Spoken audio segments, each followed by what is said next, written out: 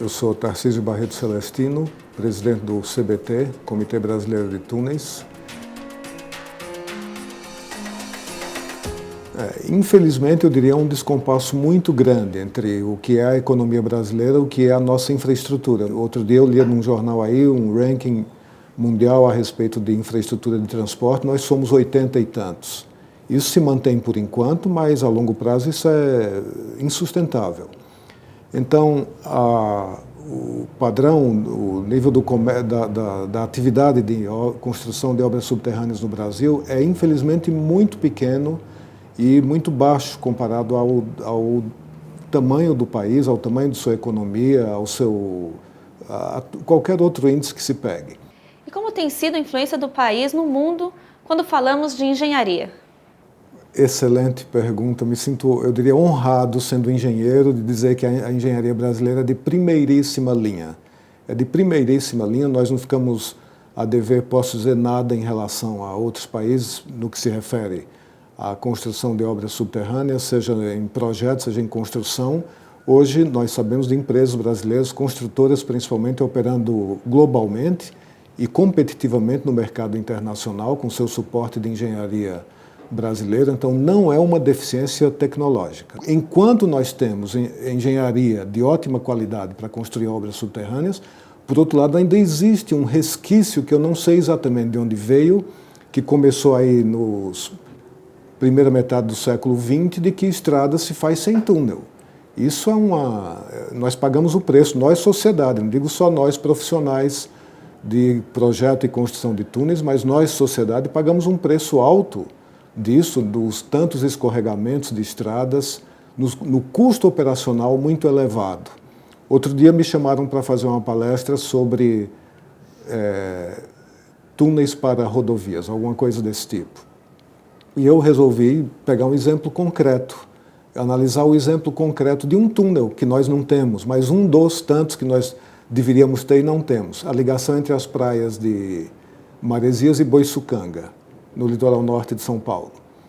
As praias estão distantes entre si 4 quilômetros. Em vez de um túnel de 4 quilômetros ao nível do mar, ou seja, sempre plano, o projeto que se fez, e é o que opera até hoje, é uma rodovia que sobe a Serra de Boiçucanga até a elevação 350, o trajeto total, eu não me lembro, mas beira entre 10 e 20 quilômetros, não me lembro exatamente.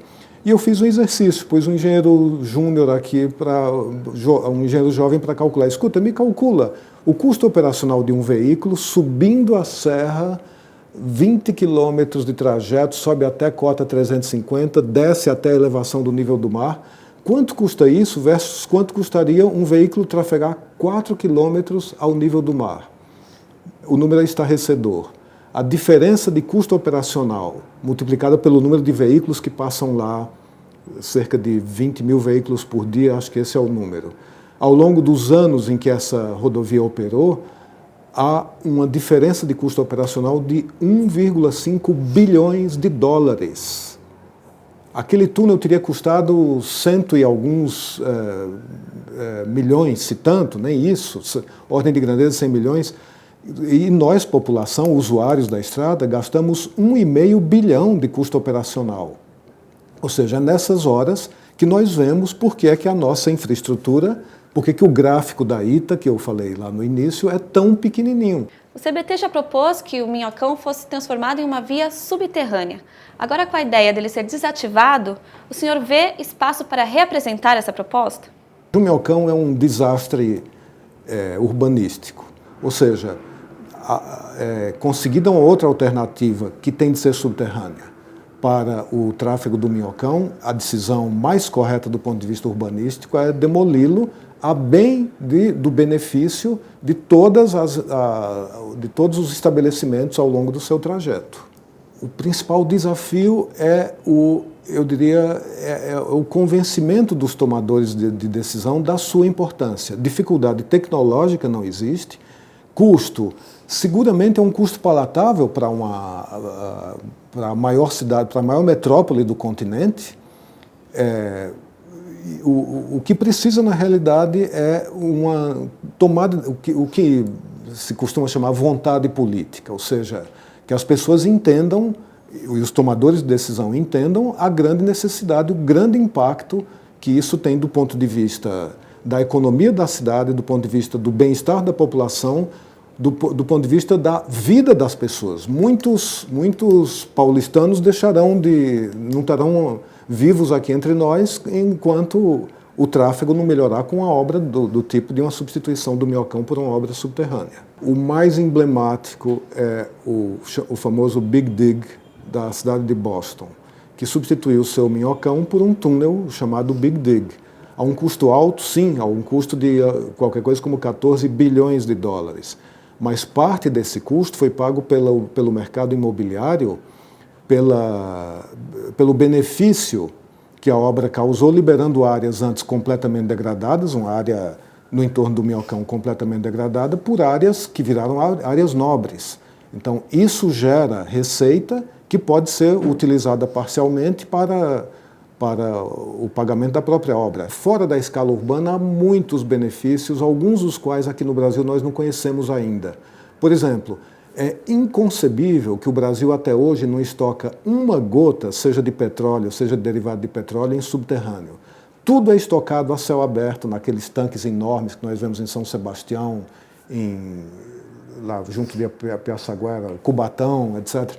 Isso é inadmissível em muitos países. Do ponto de vista estratégico de segurança, graças a Deus nunca houve, espero que não haja uma guerra aqui. Mas se houver, nós somos vulnerabilíssimos. Além disso, é mais caro.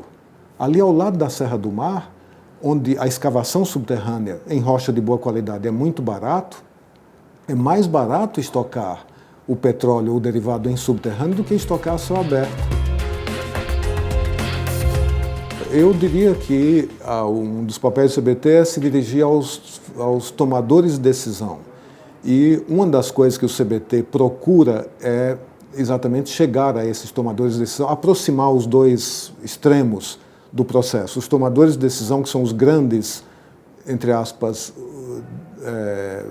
compradores, entre aspas, dos serviços de obras subterrâneas, e aqueles que oferecem os serviços de obras subterrâneas.